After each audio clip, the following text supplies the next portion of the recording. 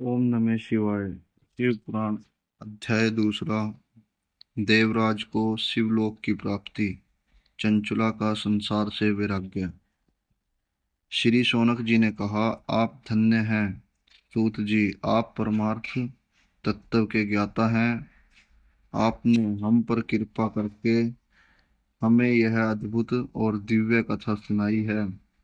भूतल पर इस कथा के समान कल्याण का और कोई साधन नहीं है। आपकी कृपा से यह बात हमने समझ ली है। सूत जी, इस कथा के द्वारा कौन से पापी शुद्ध होते हैं, उन्हें कृपा पूर्वक बताइए। इस जगत को कृतार्थ कीजिए। सूत जी बोले, मुने, जो मनुष्य पाप, दुराचार्य तथा काम, क्रोध, मद, लोभ में निरंतर डूबे रहते हैं, वे भी शिव पुराण पढ़ने अथवा सुनने से शुद्ध हो जाते हैं तथा उनके पापों का पूर्णतः हो जाता है। इस विषय में मैं तुम्हें एक कथा सुनाता हूँ। देवराज ब्राह्मण की कथा। बहुत पहले की बात है कि रातों के नगर में देवराज नाम का एक ब्राह्मण रहता था। वह ज्ञान में दुर्लभ, गरीब, रस बेचने वाला तथा वैदिक धर्म में से विमुख था। वह स्नान संध्या नहीं करता था तथा उसमें वैश्यवृत्ति बढ़ती ही जा रही थी। वह भक्तों को ठगता था। उसने अनेक मनुष्यों को मारकर उन सब का धन हड़प लिया था। उस पापी ने थोड़ा सा भी धन धर्म के काम में नहीं लगाया था। वह वेश्यागामी तथा आचार भ्रष्ट था।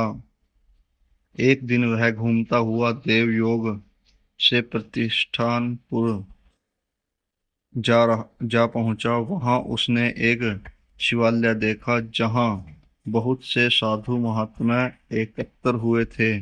देवराज वहीं ठहर गया।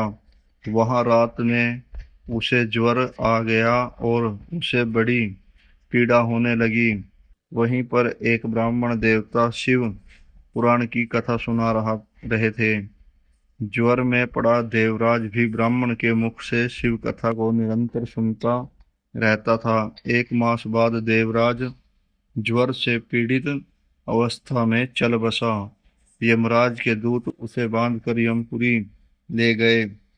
तभी वहां शिवलोक से भगवान शिव के पार्षद गण आ गए। वे कपूर के समान उज्जवल थे। उनके हाथ में त्रिशूल, संपूर्ण शरीर पर भस्म और गले में रुद्राक्ष की माला उनके शरीर की शोभा बढ़ा रही थी।